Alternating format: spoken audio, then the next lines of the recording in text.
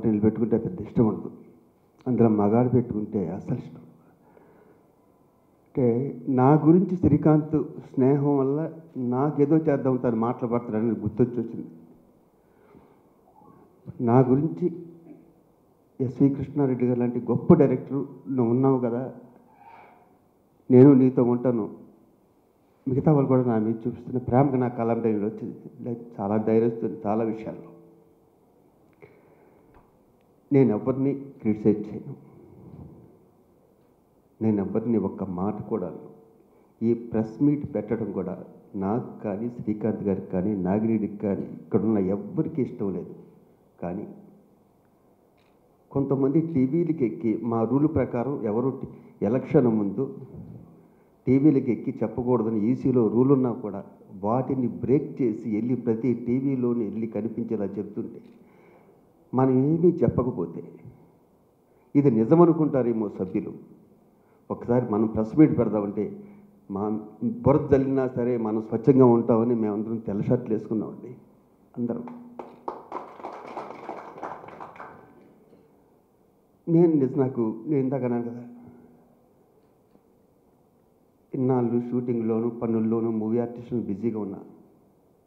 ఇంకా నేను మా మిస్సెస్ నేను వెళ్ళిపోయి అరుణాచల్లో ఉందని ఫిక్స్ అయిపోయే టైంలో ఈ ఒక్కసారి ఉండమని అందరూ బతిమాలటం వల్ల ఈ ఒక్కసారికి ఒప్పుకోవడం జరిగింది. ఒక్కటి మాత్రం నేను చెప్పగలను, ప్రాణం పోయినా శ్రీకాంత్ నేను తప్పనది ఎప్పుడూ చెయ్యం. ఆ అవసరం కూడా మాకు లేదు, అసలు ఆ అవసరం కూడా మాకు లేదండి. అటెండెన్స్ చూడండి సార్, అక్కడికి వెళ్ళి మీరు ఆఫీస్కి వెళ్ళి మిమ్మల్ని ప్రెస్ వాళ్ళలో కూడా నేను ఎప్పుడు చూడాలి. అటెండెన్స్ చూడండి, మా అందరి అటెండెన్స్ 100కి 90%, 80%, 70% ఉంటే మెయిన్ పదవిలో ఉన్న వాళ్ళది 20% కూడా లేదు, 25% కూడా లేదు అక్కడ. అప్పుడు పనులు ఎవరు చేయాలి? బ్యాడ్ నేమ్ రాకుండా వాళ్ళు ఉండాలని మేము చేయాలి. నరేష్ నా సోదరుడే, నిన్నటిదాకా మా ఇద్దరికి ఒకటే షాల్వా కప్పారు, ఒకటే దండేశారు. నేను ఇప్పటికీ అతనితో అలాగే ఉంటాను. కానీ నన్ను అవమానించాడండి, ఎంత అన్యాయంగా అవమానించాడంటే, నన్ను అవమానించాడు, ప్రెసిడెంట్ పదవిని అవమానించాడే, గుండె తరుక్కుపోతున్నా తలుచుకుంటే. అతను చాలా బిజీగా ఉన్నాడు. శివ నేను చాలా బిజీగా ఉన్నాను అంటే నేను చేసుకెళ్ళిపోతాను, అలవాటే కదా, నేను ఇంతకుముందు జనరల్ సెక్రటరీగా 2 సార్లు చేశాను, నాకు అలవాటే కదా, నేను చేసుకెళ్ళిపోతాను చేసుకుంటూ వెళ్ళిపోయా. ఇంత అద్భుతంగా చేసుకెళ్ళిపోయి మెగాస్టార్ లాంటి వ్యక్తిని అమెరికా తీసుకెళ్ళడానికి రిహార్సల్ చేస్తే ఈవెన్ రిహార్సల్స్కి రాలేదు.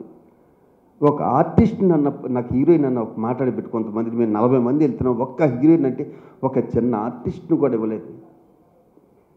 షూటింగ్ ఇంపార్టెంట్ నా, కానీ అతను షూటింగ్ చేసుకుంటుంటే శ్రీకాంత్ లాంటి గ్రేట్ ఫ్రెండ్ నాకు ఉండటం వల్ల ఆ ప్రోగ్రామ్ అయింది, ఆ ఫండ్ వచ్చింది. కానీ లేకపోతే ఆ ప్రోగ్రామ్ నేను చేసేవాడిని కాదు, ఎవరి హెల్ప్ లేకుండా.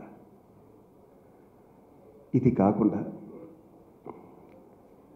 మీరు చూసుకొని ప్రెస్ వాళ్ళందరికీ కూడా తెలుసు, ఇది నేను చెప్పాలి, ఎందుకంటే ఇలాంటి అవమానం ఇంకొక వ్యక్తికి జరగకూడదు, మూవీ ఆర్టిస్టేషన్లో ఉన్న ప్రెసిడెంట్కి జరగకూడదు. ఎవరు ప్రెసిడెంట్ ఉన్నా సరే, అమ్మకి ఎవరు బర్త్డే జరిగినా సరే ప్రోటోకాల్ ప్రకారం ఆ బర్త్డేకి వెళ్ళాలి, బొకే ఇచ్చి సాలు కప్పటం అన్నది ఆచారంగా వస్తున్న వ్యవహారం. నేను ఎప్పుడూ మిస్ కాలేదు. మా డాక్టర్ రాజశేఖర్ బర్త్డే అయినా, సిస్టర్ జీవిత గారి బర్త్డే అయినా సరే నేను పర్సన్గా వెళ్తుంది, మిగతా అందరూ ఆర్టిస్ట్కి. అలాగే 10 రోజుల క్రితం విజయనగరం గారి బర్త్డే అయితే నేను ఇంటికి వెళ్ళి 10 నిమిషాలు కూర్చుని ఆల్వేస్ సాలు కప్పి కాళ్ళగా దండం పెట్టి వచ్చాను. అంతకుముందు 10 రోజుల క్రితం జనరల్ సెక్రటరీ నరేష్ గారి బర్త్డే అయితే నేను నైట్ కేక్ డిజైన్ ఇచ్చి పలానా బొకే తీసుకుని నేను షాల్ తీసుకెళ్ళి నేను నరేష్ గారికి ఇన్ని సంవత్సరాల నుంచి చేస్తూనే వచ్చా.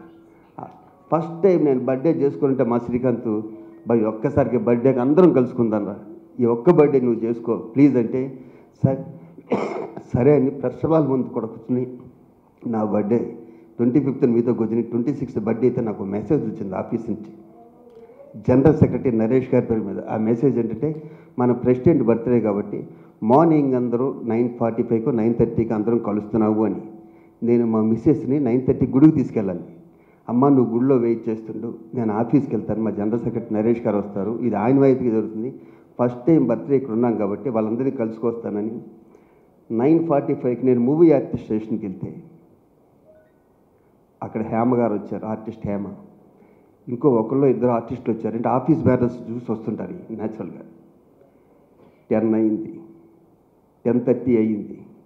నేను ఆఫీస్లో అడుగుతున్నామన్న నరేష్ గారు ఎక్కడున్నారు అడగనంటే, సార్ సరే సందులో ఉన్నారంటండి, ఇదిగోండి కారు ఏదో అడ్డొచ్చిందంటే వెనక్కి తీసుకుని మళ్ళీ అలా వస్తున్నారంటండి, ఇదిగో వచ్చేసారండి అంటుంటే 11 అయింది. మా మిస్సెస్ గుళ్ళో వెయిటింగు, నేను ఆఫీస్లో వెయిటింగు. 11 తర్వాత ఒక వ్యక్తి వచ్చి, సార్ ప్రెసిడెంట్ గారు మీరు వెళ్ళిపోండి సార్, అతను రావట్లేదు, నాకు ఫోన్ వచ్చింది. ఏంటన్నాను. చూసావా బర్త్డే పూట ఎలా వెయిట్ చేయించాను, అది మనం పగ పెట్టుకుంటే అలా ఉంటుంది అన్నట్టు. ఇదే పగ. ఇలాంటి పగ పెట్టుకున్న వ్యక్తుల ప్రెసిడెంట్ సీట్లో కూర్చోవలసింది, ఇలాంటి శాడిజం ఉన్న వ్యక్తులు అక్కడ కూర్చోవలసింది. అయినా కూడా నేను నరేష్ గారిని ఏమన్నా తర్వాత కూడా హగ్ చేసుకున్నా వస్తే ఆల్ ద బెస్ట్.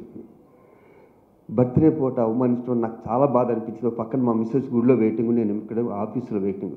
హ్యామ్ వచ్చి, శివాజీ గారు ఇంకా మీరు బయలుదేరండి అంటే, ఆ రోజు ఇలా చేయకుండా ఉంటే మనకి సరిపోతుంది. అసలు మనం సేవలు ఇలా నేను ఈ పదవిలో ఉండటం వల్ల కదా ఎన్ని జరుగుతున్నాయి, ఈ వదిలేసి నా మిస్సెస్ని పిల్లల్ని జాగ్రత్తగా చూసుకున్నా బాగుండేది కదా, ఇప్పుడు నా వల్ల నా చుట్టూ ఉన్న కూడా వస్తుంది అని అనిపించింది. ఈసారి ఉంటానికి కారణం ఏంటంటే, ఏమండి మీరు లేకపోతే నేను సూసైడ్ చేసుకుంటానని అందరి ఎదురుకుండా పద్మ అని ఆవిడ ఉంది.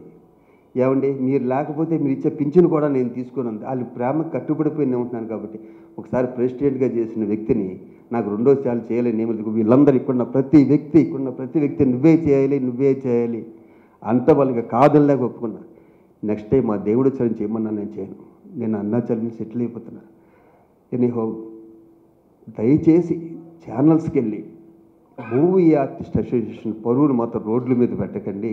ముందు వచ్చే ప్రెసిడెంట్కి వాళ్ళకి ఇబ్బంది అవుతుంది. మీకు మీ అందరికీ, మీ ముగ్గురికి, నరేష్ గారికి, మా బావగారు డాక్టర్ రాజశేఖర్ గారికి, జీవిత గారికి అందరూ నిజాలు తెలుసుకోండి. ఫస్ట్ మీరు అబద్ధాలు మాట్లాడని చెప్పు. ఎందుకంటే ఉన్న 800 మందిలో ఎవరేంటో తెలియకుండా ఉంటుందా?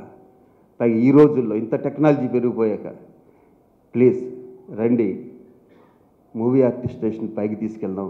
హ్యాపీగా ప్రతి సభ్యుడు సంతోషంగా కడుపు నిండా భోంచేసి హ్యాపీగా నిద్రపోయి చేసే బాధ్యత మనకు. ఎందుకంటే ఇక్కడే మనం బతుకుతున్నాం కాబట్టి ఈ క్షణంలో నేను ప్రవేశపెట్టినవన్నీ వాళ్ళు మేము అయ్యే ప్రవేశపెట్టారు, కొత్తవి ప్రవేశపెట్టుంటే బాగుండేది. దాన్ని యాస్టీస్గా పేస్ట్ చేశారు అంతే వాళ్ళు. అయినా కూడా ఎవరు బాధ మా అందరికీ తెలుసు కాబట్టి అక్కడ ఆల్రెడీ మేము ఏదైతే అపోలో హాస్పిటల్ అనౌన్స్ చేశానో నేను అయ్యే చెప్పారు. ఇప్పుడు కొత్తగా నేను అలాంటి వాళ్ళతో స్నేహం చేస్తాను, ఈ ఒక్క ముక్క చెప్తాను. రియల్ ఎస్టేట్లో ఇదిగో దీంట్లో తప్ప ఏమన్నా వాళ్ళు ప్రవేశపెట్టిన ఇది కంప్లైంట్ కాదు, నిజాలు తెలుస్తాయి. ఎందుకంటే వాళ్ళు మాట్లాడితే పేపర్లు తీస్తుంటారు, ఇదిగో పేపర్ అని. ఇంకొక విచిత్రం ఏంటంటే, మీలో చాలామంది నా ఫ్రెండ్సేగా, వీళ్ళందరూ ఉన్నారుగా, ఎవరైనా ఫోన్ చేస్తే 24/7 నేను లిఫ్ట్ చేయకుండా ఉంటానంటే, నేను బాత్రూంలో ఉన్నప్పుడు లేకపోతే ఎక్కడ ఉన్నప్పుడు లిఫ్ట్ చేయొచ్చాము కానీ వెంటనే మళ్ళీ ఫోన్ చేస్తాను. నా మీద అభియోగం నేను ఫోన్లు ఎత్తానని. ఇండస్ట్రీలో వాళ్ళకి తెలియదండి, శివాజీ రాజా ఫోన్ ఎత్తాడో లేదో, ఎవరి ఫోన్ ఎత్తుతారో, ఎవరు ఫోన్ ఎత్తారో ఇండస్ట్రీ వాళ్ళకి తెలీదు. అంటే ఇంక అబద్ధాలు చెప్పేస్తుంటే మేము దాన్ని ప్రతిసారి ప్రెస్ మీట్లు పెట్టుకుని ఇలా కాదు ఇలా చెప్పాల్సిన దుస్థితికి రావటం అన్నది నాకు చాలా బాధ అనిపించింది. ఇప్పుడు రాత్రి నా స్నేహితుడు ఇలా అన్నీ వచ్చి కూర్చుని ఒక పని చేయి, నీ కొత్త ఆలోచన ఏమన్నా ఉంది, ఒక ఆలోచన ఉంది. ఇక్కడ ప్రతి ఆర్టిస్టు 365 డేస్ బిజీగా ఉండడు, కానీ పెద్ద ఆర్టిస్టులు మాత్రం ఒక సినిమా చేస్తే వాళ్ళకి ఇంచుమించు ఒక 5 నెలలో 6 నెలలో ఇంట్లో గ్రాసరీస్కి ఇంట్లో గ్రాసరీస్ కానీ ఇంకో దానికని ఇబ్బంది రాదు.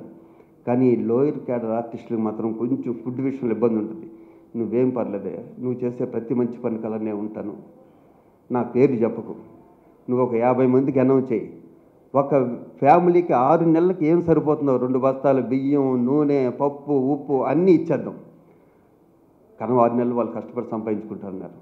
ఈ క్షణంలో నేను చేస్తున్నా, 50 మందికి 6 నెలల సరిపడా గ్రాసరీస్ ఇవ్వడం జరుగుతుంది.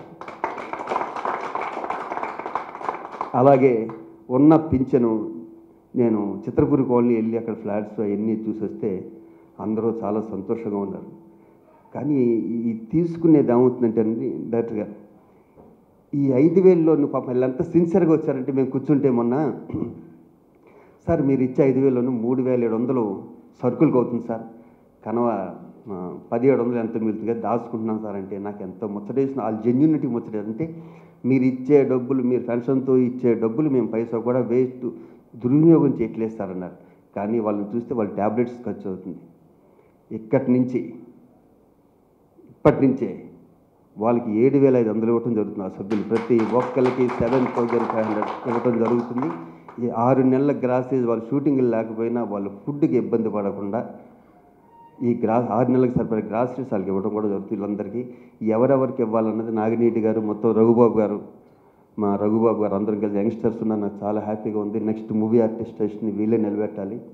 వీళ్ళందరికీ ఇక్కడున్న ప్రతి ఒక్కరికి ఈ చెవంచి సంతోషం సురేష్ దగ్గర నుంచి రాజా రవీంద్ర వరకు మొత్తం ప్రతి ఒక్కళ్ళు ఇక్కడ ప్రతి ఒక్కరు నా మీద చూపించిన ప్రేమకి మీకు ఎప్పుడు రుణపడి ఉంటాను.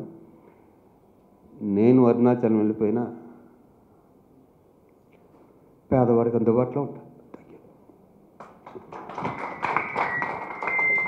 ఫాస్ట్గా ఫిక్స్ చేయి. ఇదా ఇదా టెల్ మీ చెప్పండి. Let me complete the question. The question is any one famous movie dialogue. 1, 2, 3, 4, 5.